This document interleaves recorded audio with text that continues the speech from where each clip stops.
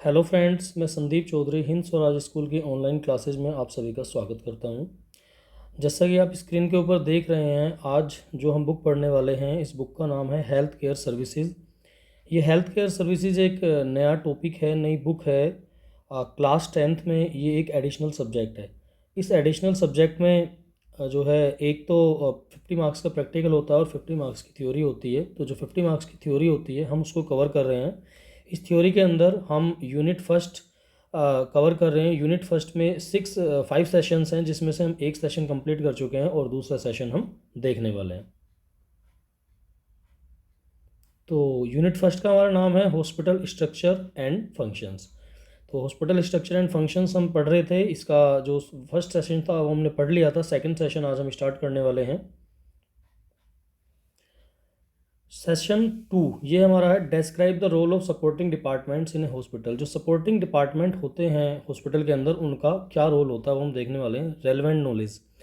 इस सेशन में हम पढ़ेंगे जो सपोर्टिंग स्टाफ होता है या डिपार्टमेंट या सेक्शंस होते हैं हॉस्पिटल के अंदर, उनका क्या रोल होता है हॉस्पिटल को रन करने में, हॉस्पिटल को चलाने में। तो पहला सपोर्टिंग स्टाफ हमारा है किचन या dietary department. The dietary department, इसकी रिस्पॉन्सिबिलिटी क्या होती है कि जो फूड सर्विसेज हैं किचन के अंदर, जो डॉक्टर ने प्रेस्क्राइब किया है मरीजों के लिए, उस प्रकार से ही सारे मरीजों को खाना मिलना चाहिए। तो ये डिपार्टमेंट जो होता है, जो इसके अंदर काम करने वाले लोग होते हैं और या जिन क्लाइंट से ये अपना चीज़ें परचेज करता है, उनको पूरी टीचिंग देता है, उनको पूरी ट्रेनिंग देता है। और जब तक मरीज़ जो है हॉस्पिटल से डिस्चार्ज होता है, तब तक उसको उसी प्रकार का खाना, जैसा कि डॉक्टर ने प्रेस्क्राइब किया है, वैसा खाना वो प्रोवाइड करते हैं। इनका डाइटरी स्टाफ होता है जो डाइट प्लान करता है, और इसमें लगभग 15 से 20 पेशेंट एक डाइटरी स्टाफ मेंबर के द्वारा लुकआउट किए जाते हैं। और उन डाइटरी स्टाफ के ऊपर डाइटिशियन होता है। एक डाइटिशियन लगभग 200 बेड तक की देखभाल कर लेता है और 200 बेड तक की डाइट प्लान बनाता है, और फिर डाइटरी स्टाफ के द्वारा उनको फूड सर्व किया जाता है, खाना पहुंचाया जाता है। इसमें इनके साथ में एक कुक होता है, एक कुक का हेल्पर होता है, बियरर लेके जाने वाला होता है, डिश वॉशर इनके बर्तन धोने वाला होता है, और भी काफ़ी स्टाफ इनके पास होता है। तो 20 पेशेंट्स या स्टाफ मेंबर्स इनके पास लगभग होते हैं। The food service department functions round the year, और ये लगभग पूरे साल काम करते हैं। दूसरा हमारा स्टाफ इसके अंदर होता है supporting staff, cleaning and laundry department. Cleaning, सफाई वाला, लॉन्ड्री जो कपड़े वगैरह धोने का काम करते हैं वो डिपार्टमेंट। इनका क्या काम होता है? वॉशिंग द डर्टी लिनन, जो गंदे कपड़े उनको धोना। रिपेयरिंग द टोर्न लिनन, जो फटे हुए बेड के शीट हैं वो हैं, उन सबको रिपेयर करना। रिप्लेसिंग द कंडेम्ड लिनन, जो लिनन ऐसे हो गए हैं जो बिल्कुल ही बेकार हो गए हैं, रद्दी हो गए हैं, उनको रिप्लेस करके दूसरे लेके आना। तो वन लॉन्ड्री ऑपरेटर, जो लॉन्ड्री ऑपरेटर लगभग 25 से 30 बेड्स की देखभाल करता है, उनकी साफ सफाई करता है। One laundry orderly can assist in washing the linen of 50 to 60 beds. और एक लॉन्ड्री वाला जो है 50 से 60 बेड की देखभाल कर सकता है। The appointment of laundry supervisor, mechanic and clerk and the number employed depend upon the size of the hospital. ये सब चीज़ें जो हैं कि भाई कौन कितने बेड्स की देखभाल करेगा, हॉस्पिटल के साइज़ के ऊपर भी डिपेंड करता है। तो इन लॉन्ड्री मैकेनिक, लॉन्ड्री क्लर्क के ऊपर फिर जो एक सुपरवाइजर की आवश्यकता होती है। एक वाशरमैन 150 से 200 किलो लिनन पर डे जो है धो सकता है। Each operation in operation theatre produces 7 to 8 kg of सोइल्ड linen. जब ऑपरेशन थिएटर में ऑपरेशन होता है तो 7 से 8 किलो कपड़ा जो है, ख़राब कपड़ा, वो वहाँ निकलता है, जिसको धो के उन्हें साफ़ करना होता है। Each delivery in labour room produces, हर एक डिलीवरी जब होती है लेबर रूम में, तो वहाँ भी 7 से 8 किलो कपड़ा जो है ख़राब होता है। तो each ward patient produces about 5 to 6 kg of bed linen. हर एक वार्ड में जो पेशेंट होता है 5 से 6 किलो बेड लिनन मान लो पैदा करता है, ख़राब करता है। तो इन सब को इन्हें धोना होता है। तो एक वाशरमैन को लगभग रोजाना 150 से 200 किलो लिनन कपड़ा जो है धोना पड़ता है। फिर इसके बाद नेक्स्ट है हाउसकीपिंग। हाउसकीपिंग डिपार्टमेंट का जो मेन काम होता है वो हॉस्पिटल को साफ रखना होता है। हाउसकीपिंग इंचार्ज ये सारी चीज़ें जानता है कि भाई किस तरीके से बैक्टीरियोलॉजी का ध्यान रखना है, यानी कि हॉस्पिटल में बैक्टीरिया वगैरह पैदा होने से रोकने हैं। Sanitation incharge should also be able to train his employees. जो सैनिटेशन इंचार्ज होता है उसके अंदर ये क्षमता भी होनी चाहिए कि वो अपने एम्प्लॉयज़ को ट्रेनिंग दे सके, उनको क्लीन करने की, सफाई करने की टेक्निक्स बता सके, ताकि हॉस्पिटल में बीमारियां फैलने से रुक सकें। क्योंकि जितनी भी क्लीनिंग होती है उसका मतलब सिर्फ यही होता है कि ऑर्गेनिक मैटर जो है वहाँ से जो बैक्टीरिया सब लेके आता है उसको वहाँ से साफ करना होता है। इस sanitary attendant should be allocated A work area of 1200 to 1500 square feet. एक सैनिटरी अटेंडेंट को 1200 से 1500 स्क्वायर फीट एरिया साफ करने के लिए दिया जा सकता है। Keeping in view the policies of the hospital, इसमें हॉस्पिटल की पॉलिसीज का ध्यान रखना होता है। The degree of cleanliness required, इसमें कि भी कितनी सफाई होनी चाहिए, और इलेक्ट्रिकल क्लीनिंग इक्विपमेंट उनके पास कितने हैं, बिजली से चलने वाले उपकरण जिससे कि मनुष्यों की मेहनत उसमें बचती है। Use such as scrubbing machine होती है, वैक्यूम क्लीनर होता है, एक्सेट्रा। इन सब का इस्तेमाल भी हाउसकीपिंग वाले लोग करते हैं। For a nursing unit 1 sanitary attendant over 10 beds, एक नर्सिंग यूनिट में 10 बेड के ऊपर एक सैनिटरी अटेंडेंट होता है, यानी कि लगभग 10 बेड की देखभाल जो है एक सैनिटरी अटेंडेंट कर लेता है। In intensive care unit, ICU जिसे हम बोलते हैं, आईसीयू और critical care unit CCU of higher degree of cleanliness is required. यहाँ पे आईसीयू और सीसीयू में ज़्यादा सफाई की आवश्यकता होती है। आप देखते भी होंगे हॉस्पिटल में जब हम जाते हैं तो आईसीयू और सीसीयू कमरों के बाहर हमारी चप्पल वगैरह उतरवा दी जाती हैं, और हमें ऐसे ज़्यादा जाने भी नहीं दिया जाता है। बड़े वहाँ पे मान लो रोका जाता है जाने से, वो इसीलिए रोका जाता है क्योंकि वहाँ पे ज़्यादा सफाई की आवश्यकता होती है। तो देयरफॉर वहाँ पे मोर सैनिटरी अटेंडेंस की जरूरत होती है। 1 supervise to supervise 10 sanitary attendants is generally kept. For a 300 bed hospital, 300 bed के हॉस्पिटल में there should be 1 sanitation incharge होना चाहिए, 4 सुपरवाइजर होने चाहिए और 40 सैनिटरी अटेंडेंट होने चाहिए। 30 sanitary attendants for the daily requirement, 30 तो डेली जो है काम करने वाले होने चाहिए। And 10 sanitary attendants as leave reserve, 10 sanitary attendant ऐसे होने चाहिए कि अगर मतलब छुट्टी पे चले जाएं उनमें से 10 को कोई हॉस्पिटल में परेशानी ना हो। तो इतना स्टाफ एक हॉस्पिटल के पास कम से कम होना चाहिए। फिर out patient department, OPD, OPD का क्या इसमें रोल रहता है। Most hospitals now have an out patient department, सभी हॉस्पिटल्स में आजकल जो है आउट पेशेंट डिपार्टमेंट यानी कि ओपीडी होता है। The advantage of OPD, OPD की एडवांटेज ये है that much of the investigative and curative work can be done there without admitting the client, client को एडमिट किए बिना ही उसका ज़्यादातर इलाज और इन्वेस्टिगेशन सब चीज़ की जा सकती है। दस कर्टेलिंग मेडिकल एक्सपेंसेस, इससे जो मेडिकल एक्सपेंसेस हैं वो थोड़े कम हो जाते हैं। The scope of OPD includes the following, OPD में निम्न चीज़ों को इंक्लूड किया जा सकता है। कंसल्टेशन एंड इन्वेस्टिगेशन, कंसल्टेशन की जा सकती है पेशेंट के साथ, उसको इन्वेस्टिगेट किया जा सकता है। Preventive and promotive health care, उसको preventive and promotive health care के बारे में बताया जा सकता है। रिहेबिलिटेशन सर्विसेज दी जा सकती हैं, हेल्थ एजुकेशन उसे वहाँ दी जा सकती है, उसकी काउंसलिंग की जाती है। ये सब आउट पेशेंट डिपार्टमेंट ओपीडी में किया जाता है। OPD is located at the entrance of the hospital, ज़्यादातर ही हॉस्पिटल के एंट्रेंस पे होता है। और इसे बाकी इन पेशेंट जो अंदर जो भर्ती लोग हैं, भर्ती मरीज हैं, उनसे दूर रखा जाता है जिससे कि उसके संपर्क में कोई ना आए और बीमारी उसे ना लगे या उससे और लोगों को बीमारी ना लगे।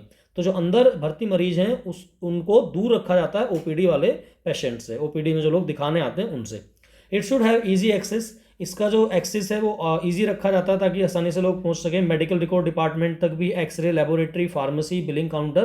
तो ओपीडी इस तरीके से बनाई जाती है हॉस्पिटल में जहाँ से ओपीडी से इन सब जगह जाना, मेडिकल रिकॉर्ड डिपार्टमेंट में, एक्सरे वाली जगह पे, लेबोरेटरी में, फार्मेसी में, बिलिंग काउंटर पे, सब जगह जाना आसान हो ताकि जो है उन्हें कोई समस्या ओपीडी में जाने वाले जो लोग हैं उन्हें ना आए।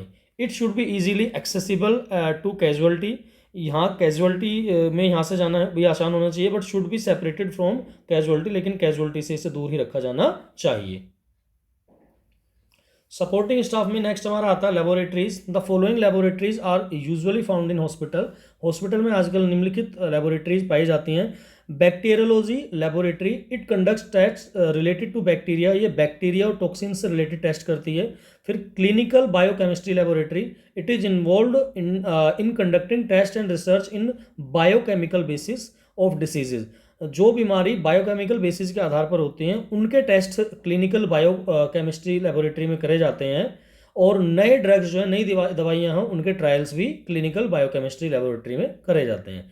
इसके बाद haematology laboratory, it is responsible for making haemoglobin determinations, coagulations time studies, red and white cell counts and special blood pathology studies for anaemia, leukaemia etcetera. तो इसमें जो है हीमोग्लोबिन डिटर्मिनेशंस करे जाते हैं, कोगुलेशन टाइम स्टडीज करी जाती हैं जो ब्लड के थक्के जमते हैं, रेड और वाइट सेल काउंट्स के बारे में स्टडी करी जाती है, and special blood pathology studies में करी जाती हैं अनेमिया, लुकेमिया जैसी बीमारियों के लिए। इसके बाद एक और प्रकार की लेबोरेटरी आजकल हॉस्पिटल्स में पाई जाती है, ये है parasitology laboratory. It studies the presence of parasites and the cyst and ova of the parasites that are found in the faces.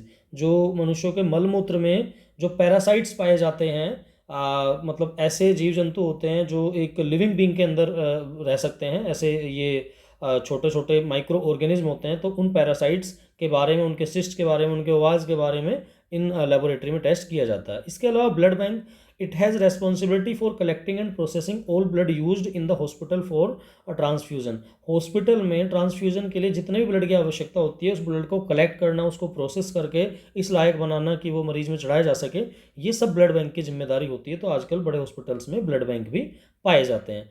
It makes studies on newborn infants who may have haemolytic disease and does antibody studies on the prenatal client. यहाँ पे जो है, जो newborn infants होते हैं उनके बारे में, हेमोलिटिक डिसीज़ के बारे में भी स्टडी की जाती है, और उनको एंटीबॉडी किस प्रकार से देनी है ये भी जो है यहाँ पे स्टडी की जाती है ब्लड बैंक के अंदर।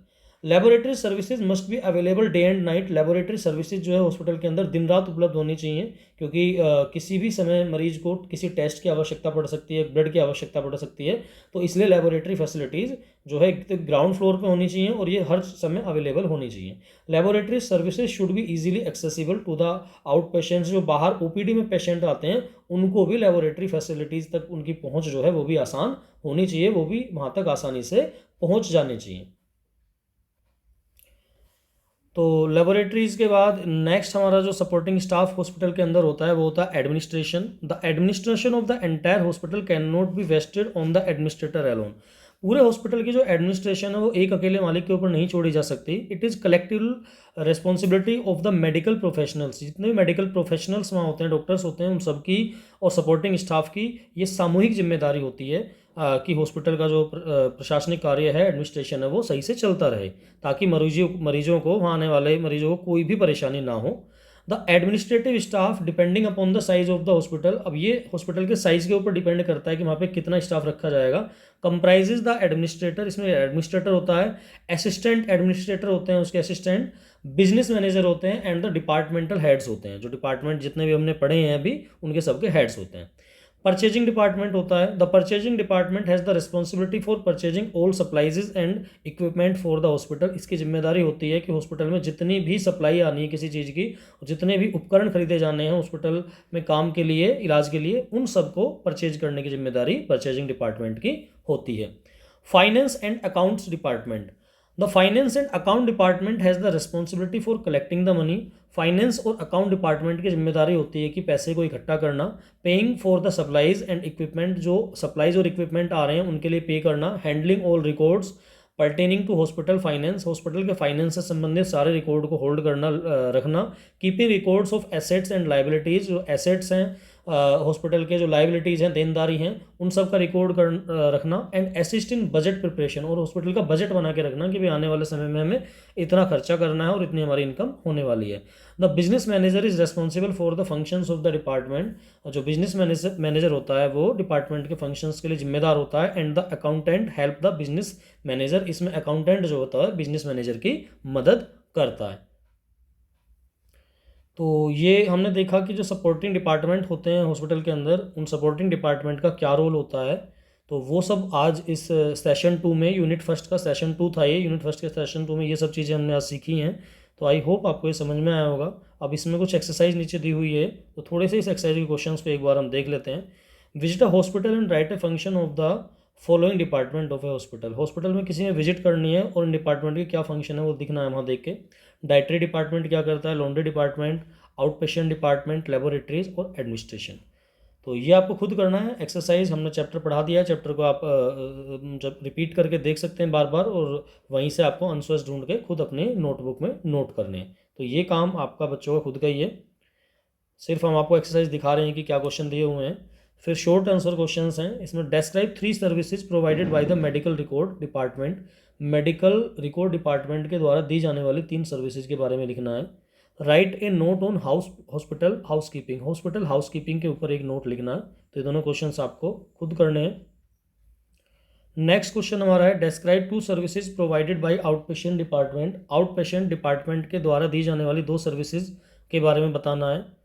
नेक्स्ट क्वेश्चन है suppose you are a general duty assistant, आप जनरल ड्यूटी असिस्टेंट है हॉस्पिटल के अंदर, and a patient approaches you, और एक पेशेंट आपके पास आता है to direct him to the laboratory for blood test, कि मुझे ब्लड टेस्ट के लिए लेबोरेटरी में ले चलो, व्हाट विल यू डू, तब तुम क्या करोगे। तो इसका आंसर आपको खुद ही देना है कि आप क्या करने वाले हो उस वक्त। फिर नेक्स्ट क्वेश्चन है फिल इन द ब्लैंक्स, तो आप ब्लैंक्स देख सकते हैं, आपको फिल करने हैं जो भी इसमें दे रखे हैं। इसके बाद नेक्स्ट क्वेश्चन है use the following checklist to see if you have met all the requirement for a assessment activity.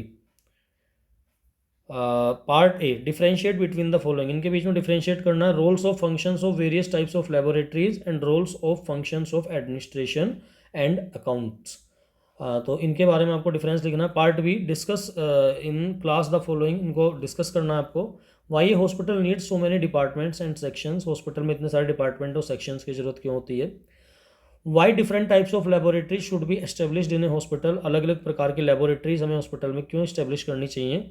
Y utmost cleanliness and sanitation should be maintained in a hospital, किसी हॉस्पिटल में अधिक से अधिक cleanliness और sanitation क्यों maintain की जानी चाहिए। तो ये सब जो क्वेश्चंस हैं इनके आंसर्स हम पीछे जो हमने अभी लेसन में पढ़ा है, सेशन में पढ़ा है, उस सब के अंदर से आंसर हैं। तो आप वहाँ से इसे पढ़ें दोबारा से चैप्टर को, और वहाँ से इसके आंसर ढूंढ के खुद अपनी नोटबुक में आपको लिखना है। तो आज का ये लेक्चर हमारा यहीं पे एंड होता है। आई होप आपको ये समझ में आया होगा। इसका यूनिट 1 का थर्ड पार्ट यानी कि सेशन 3 हम जल्द ही लेके आएंगे। तब तक आप इसे अच्छे से समझें, देखें, पढ़ें, बार बार रिपीट करें, और अपना जितना भी है अच्छे से अच्छे मार्क्स आप अपने इस सेक्शन में जो हेल्थ केयर वाला टॉपिक आपका है, हेल्थ केयर वाली बुक है, इसमें 50 मार्क्स में से ज़्यादा मार्क्स आप गेन करें। तो धन्यवाद, लेक्चर को समाप्त करते हैं। Thank you.